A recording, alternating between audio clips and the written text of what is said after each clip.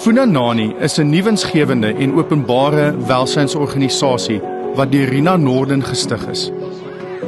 Funanani beteken letterlik om uit te kyk vir mekaar. En dit is inderdaad ons passie en ons toewyding om uit te kyk en om te gee vir ons gemeenskap, veral daar waar die behoefte die grootste is.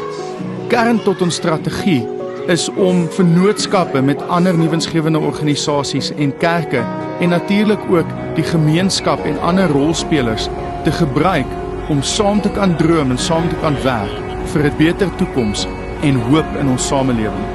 Ons programme sluit in 'n jeugontwikkelingsprogram, opleiding en ook beroepsvaardighede, vroeë kinderontwikkeling, armoedeverligting en ook rampverligting. Ons wil so dankie sê vir elkeen van julle wat bydra, ons vrywilligers, ons skenkers, ons vennote.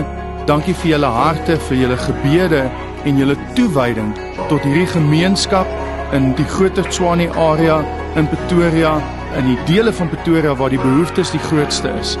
Kom ons werk saam vir 'n beter toekoms.